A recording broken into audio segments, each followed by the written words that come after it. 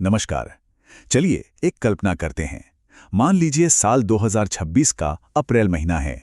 दुनिया की नज़रें ईरान पर हैं, जहां एक बड़ा युद्ध छिड़ने को है।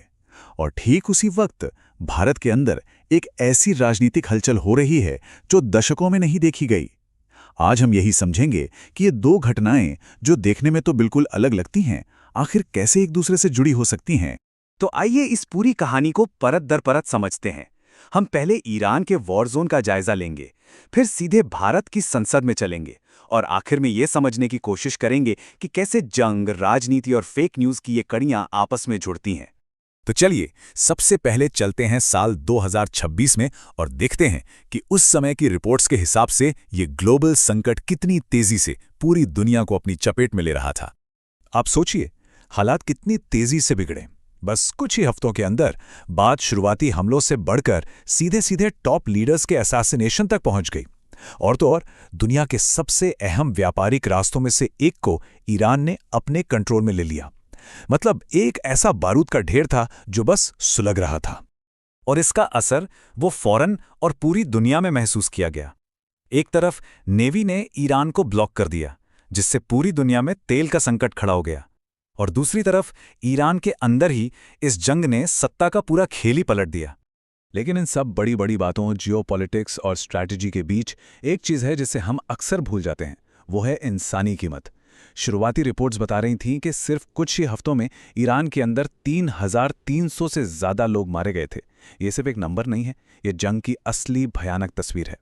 अब देखिए, जब पूरी दुनिया का ध्यान ईरान पर था, ठीक उसी वक्त भारत में एक अलग ही राजनीतिक भूचाल आ रहा था।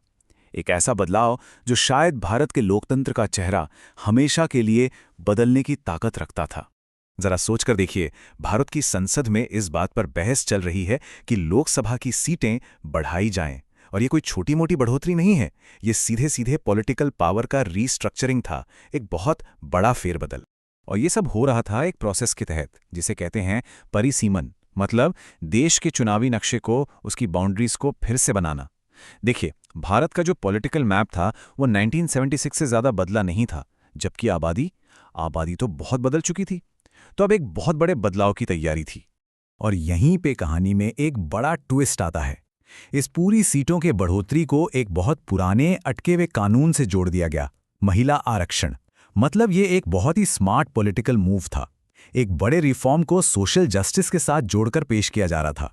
तो अब यहीं पर हमारी ये दोनों कहानियां, ईरान का युद्ध और भारत का पॉलिटिकल रिफॉर्म, आकर एक जगह मिलती हैं। और वो जगह है इंफॉर्मेशन का बैटल ग्राउंड। क्योंकि ऐसे संकट के समय में सच और झूठ खुद एक हथियार बन जाते हैं। सोचिए, जब हर तरफ से खबरों की, दावों की, वीडियोस की बाढ़ आ रही हो, तो कोई कैसे तय करेगा कि सच क्या है और झूठ क्या? चलिए इसका एक सीधा साधा उदाहरण देखते हैं कि फेक न्यूज़ कैसे काम करती है। उस वक्त एक वीडियो बहुत वायरल हुआ।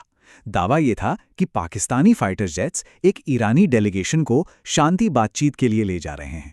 लेकिन जब इसका फैक्ट चेक हुआ तो पता चला कि ये दावा तो झूठा है। वीडियो पुराना था और इसका 2026 के इस जंग से कोई लेना देना ही नहीं था। ये एक क्लासिक टेक्स्ट बुक उदाहरण है कि कैसे पुराने कंटेंट को गलत समय पर गलत दावे के साथ चलाकर माहौल खराब किया जाता है।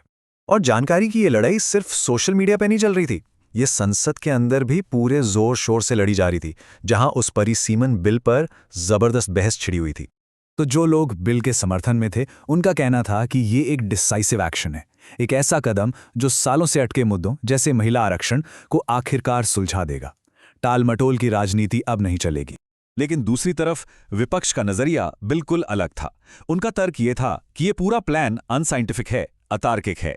ये उन राज्यों के साथ नाइंसाफी है, खासकर दक्षिण भारत के राज्यों के साथ जिन्होंने अपनी आबादी को कंट्रोल किया।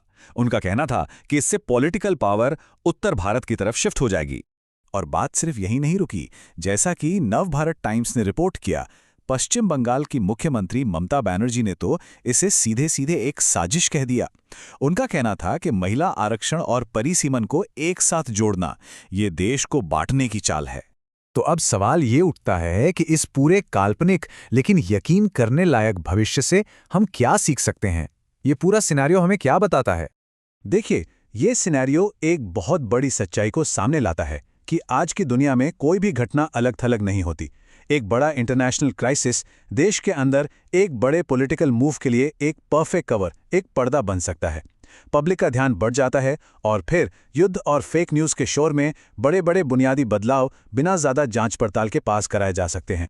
और ये हमें सिर्फ इस काल्पनिक सिनारियो के लिए नहीं, बल्कि आज की हकीकत के लिए भी एक बहुत अहम सवाल पर लाकर खड़ा कर देता है कि जब जंग, सियासत और जानकारी सब एक दूसरे में उलझ जाएं, तो हम एक असली संकट और एक बनाए गए मौके में फर्क कैसे करें? हम भरोसा किस पर करें जब खुद सच ही दांव पर लगा हो?